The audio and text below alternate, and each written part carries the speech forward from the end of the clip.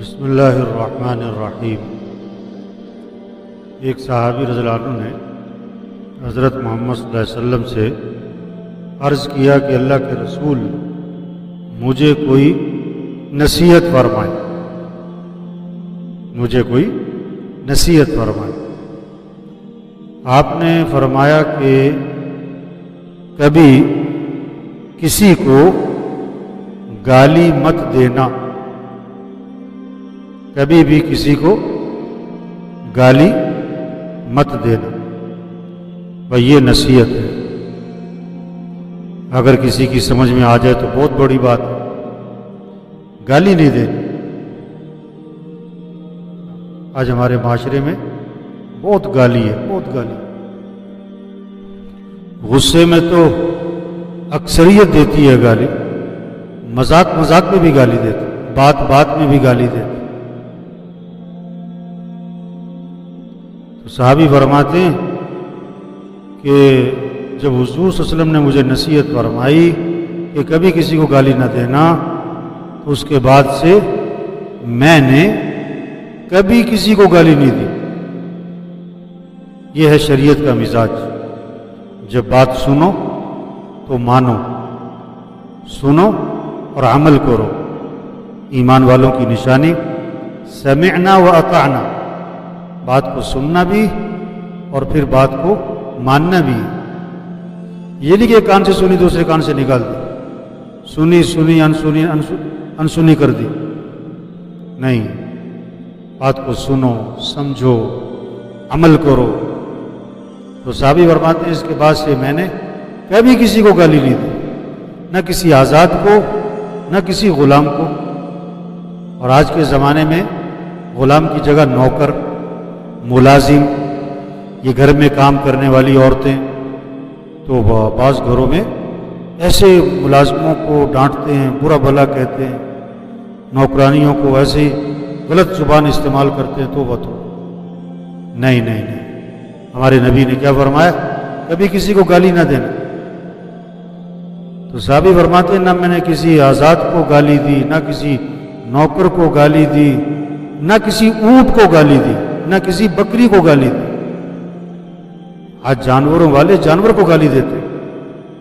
اب یہ آج کل عید کے جانور ہیں نا، قربانی کے جانور، لوگوں اکثر جانور کو گالی دے دیتے۔ اب جانور کو گالی دینے کا کیا فائدہ؟ وہ تو بے زبان ہے، اپنی زبان آدمی گندی کر رہا ہے۔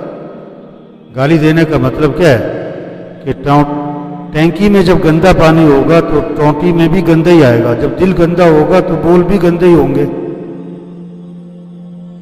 تو سب نیت کرو بھائی کبھی کسی کو گالی نہیں دے۔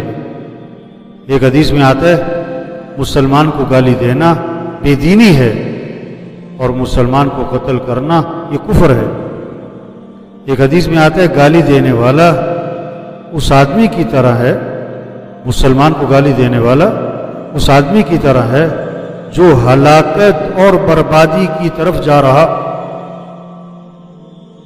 یہ جو گالیاں دیتے ہیں نا، ان کا آخری انجام کیا ہوگا؟ ہلاکت اور بربادی۔ تو بازاروں میں جاؤ، لوگ گالیاں دیتے ہیں۔ عام طور پر فیکٹریوں میں جاؤ، لیبر ایک دوسرے کو گالی دیتی، مزدور گالیاں دیتے ہیں، ایک دوسرے کو بلاتے ہیں، گالی دے کے بلاتے ہیں، جواب دیتے ہیں گالی دے کے۔ توبہ توبہ توبہ۔ جب گالم گلوچ عام ہو جائے گا نا تو یہ اللہ کی نگاہ سے گر جائیں گے، اللہ کی نگاہ سے گر جائیں گے۔ تو ہم سب نیت کریں اپنے معاشرے سے گالی ختم کرنے۔ اپنے معاشرے سے کیسے؟ ہم اپنی ذات سے طے کریں، ہم جتنے بیٹھے ہوئے ہیں، کہ کسی کو گالی نہیں دینی، کسی کو گالی نہیں دینی، غصے میں بھی گالی نہیں دینی۔ آپ نے یہ حدیث سنی ہے، اب یہ حدیث دوسروں کو سناؤ۔ حضور صلی اللہ علیہ وسلم کی باتوں میں اثر ہے، نور ہے، روشنی ہے، طاقت ہے۔ جن باتوں کو سنے گا اس کے دل میں روشنی آئے گی، اس کے دل پہ اثر ہوگا۔ اور ہماری مجلس میں اگر کوئی گالی دے ہم اس کو سمجھائیں، یہ نہیں کہ چپ کر کے سنتے رہو، اس کو سمجھاؤ بھائی گالی نہیں دیتے، بھائی یہ گناہ ہے، ناجائز ہے، اللہ ناراض ہوں گے۔ اگر گالی دینے والے کو روز 8-10 آدمی سمجھائیں تو 10-15 دن بعد گالی چھوٹ جائے گی اسے. اسے سمجھائے تو صحیح، اسے کہے تو صحیح بھی تم غلط کام کر رہے ہو، تم غلط بات کر رہے ہو. ٹھیک ہے نا جی؟ ہم کوشش کریں ہمارے معاشرے سے گالی ختم ہو. اپنے ملازموں کو گالی نہیں دے. یہ مستورات گھروں میں کام کرنے والیوں کو برا بھلا کہہ دیتی ہے. نہیں نہیں نہیں نہیں، مسلمان گالی نہیں دیا کرتے. اللہ عمل کی توفیق نصیب.